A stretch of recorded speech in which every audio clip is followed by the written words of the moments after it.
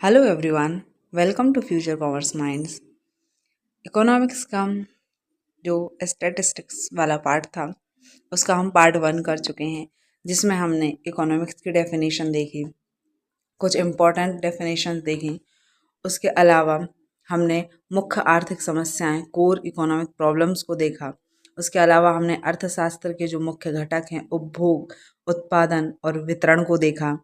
उसके अलावा हमने सांख्यिकी क्या है, स्टैटिस्टिक्स क्या है, एक वचन के रूप में इसकी डेफिनेशन देखी, बहुवचन के रूप में इसकी डेफिनेशन देखी और इसकी विशेषताएं भी देखी। उसके अलावा इसके चरण कौन कौन से हैं उन सबको देख लिया। आज के इस पार्ट में हम देखने वाले हैं कि हमारी जो सांख्यिकी है उसके कार्य क्या क्या हैं। आज हम उनके कार्यों को समझने वाले हैं। तो चलिए शुरू करते हैं।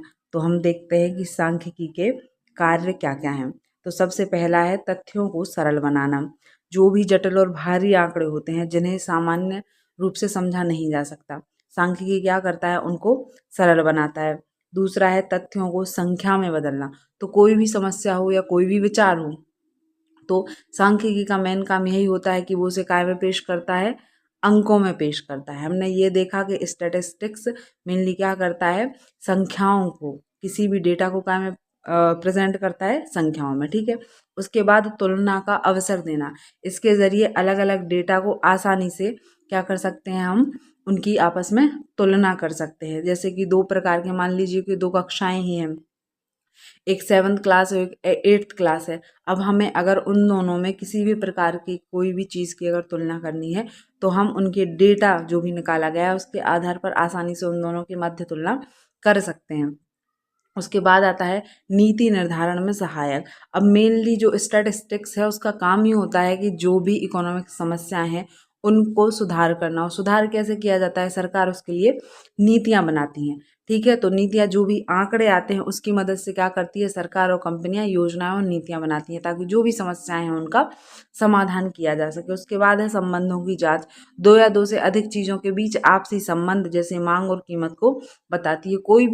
कोई भी समस्या है उसका क्या रीज़न है, उनके बीच में मोस्टली क्या काम करने का कार्य करता है, ये आपसी संबंध बताने का काम करता है। और है अनुमान लगाना। यह भूतकाल और वर्तमान के आंकड़ों के आधार पर भविष्य का अनुमान लगाने में मदद करता है। अब एग्जाम्पल के लिए देखिए कि एक कोई बच्चा है जिसको हम देखते हैं कि वो पहले पढ़ने में बिल्कुल अच्छा नहीं था, लेकिन उसे उसके माँ बाप ने किसी अच्छे टीचर के पास कोचिंग के लिए भेजना शुरू कर दिया। एक साल में उसका जो रिजल्ट है उसमें 5% का इंक्रीमेंट हुआ, अगले साल फिर 5% का इंक्रीमेंट हुआ, अगले साल फिर 5% का इंक्रीमेंट हुआ। तो आप क्या मान के चलोगे, आप इसके आधार पे बता सकते हो ना कि अगले साल फिर से क्या होगा, 5% का इंक्रीमेंट होगा।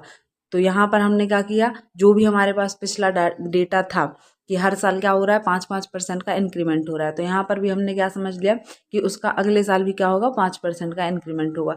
तो इसी प्रकार जो भी डेटा होता है, जो पुराना डेटा होता है, वो वर्तमान का डेटा होता है, उसके आधार पर हम क्या कर सकते हैं, सांख्यिकी में अनुमान लगा सकते हैं। तो ये कुछ काम थे काय के, स्टैटिस्टिक्स के कुछ फंक्शंस थे, कुछ काम थे जिनको हमने देखा। अब यहाँ पर आ जाते हैं, समझते हैं क्या हम इसके जो भी महत्व हैं, इम्पोर्टेंस क्या है ना, कि आखिर जो हमारी सांख्यिकी है उसकी इम्पोर्टेंस क्या है। तो सबसे पहला तो क्या है, आर्थिक सिद्धांतों की जांच। तो सांख्यिकी की मदद से अर्थशास्त्री मांग की, है ना, आपूर्ति के नियम जैसे सिद्धांतों को वास्तविक आंकड़ों के साथ परखते हैं। मतलब जो भी नियम है, जो भी आर्थिक सिद्धांत दिए गए हैं, उनको स्टैटिस्टिक्स के जो भी आंकड़े होते हैं उसके हिसाब से क्या करते हैं, अर्थशास्त्री जांच करते हैं। दूसरा हम पढ़ ही चुके हैं, इसका काम भी है और यही इसका महत्व भी है कि ये नीति निर्माण में सहायक होता है। एक हम देख चुके हैं कि ये क्या करता है, आर्थिक पूर्वानुमान लगाता है। जो भी चीज़ें हैं, जो भी आंकड़े हैं, उनके आधार पर क्या करता है, फोरकास्टिंग करता है कि आगे भविष्य में क्या हो सकता है, क्या संभावना है। उसके बाद तुलनात्मक अध्ययन करता है। दो देशों, दो राज्यों, अलग अलग समय अवधियों के बीच क्या करता है, चीज़ों के बीच में जो भी डेटा है उसके मध्य क्या करता है, तुलनात्मक अध्ययन करता है। उसके अलावा समस्याओं का सटीक आकलन। अब जैसे कोई भी समस्या है तो हम ऐसे ही अगर देखें कि बेरोजगारी कितनी है हमारे देश में, असमानता कितनी है, तो ये हमें समझ में नहीं आएगा। लेकिन अगर इसका हमें डेटा अंकों के रूप में मिल जाता है कि यार इतने % बेरोजगारी है, या इतने लोगों के बीच में इस तरीके से असमानता है, इतने लोग जो है वो गरीबी रेखा से नीचे रह रहे हैं, तो हमें समझ में आ जाएगा कि हमारी अर्थव्यवस्था में कितनी समस्याएं चल रही हैं। तो हम उनका क्या कर सकते हैं, एक प्रॉपर डेटा जो है उसके आधार पर हम क्या कर सकते हैं, आकलन कर सकते हैं। तो ये काम कौन करता है हमारे लिए, ये काम करता है सांख्यिकी।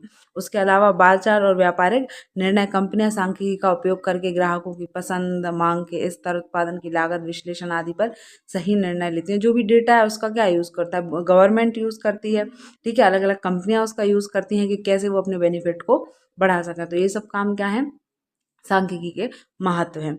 आगे देखते हैं, आगे आती है हमारी सांख्यिकी की सीमाएं। बहुत इंपॉर्टेंट क्वेश्चन है तो आप इसको बहुत अच्छे से करिएगा। लिमिटेशंस है ना, इसकी लिमिटेशन क्या क्या है। तो सबसे पहला क्या है, ये केवल संख्यात्मक अध्ययन।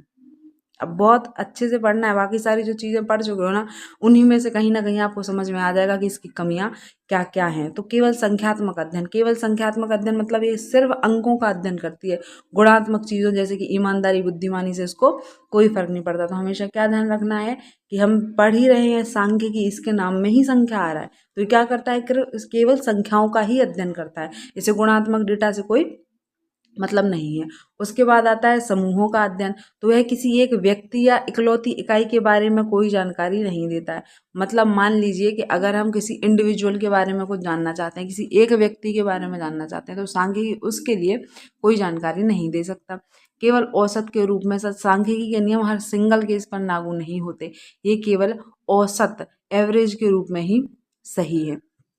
अब इसके लिए आपकी एनसीईआरटी में एक एग्जाम्पल दिया हुआ है, आप उसे पढ़ेंगे तो ये आपको बहुत अच्छे से समझ में आ जाएगा कि किस हद तक सच होता है और किस हद तक ये सच नहीं होता है। जैसे कि एक परिवार जो है उसमें अलग अलग लोगों की जो ऊंचाई है उसका रेशो दे रखा है कि उनकी ऊंचाई कितनी है, और उनमें जो पिता है वो आकलन लगाता है कि नदी का स्तर कितना है, फिर वो अपने परिवार की औसत ऊंचाई निकालता है और फिर वहां जाने के बारे में सोचता है।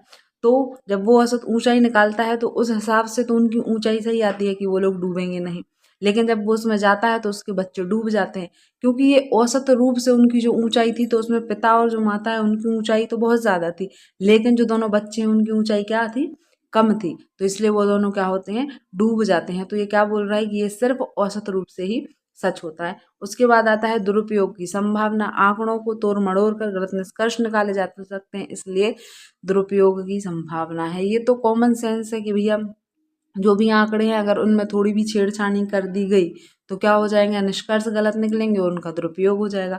उसके बाद है विशेषज्ञों की आवश्यकता। सांख्यिकी के नियमों का सही इस्तेमाल करने के लिए क्या चाहिए, इसका पूरा ज्ञान होना चाहिए। तो हर कोई व्यक्ति इसका उपयोग नहीं कर सकता है, इसके लिए एक विशेष नॉलेज की जरूरत होती है।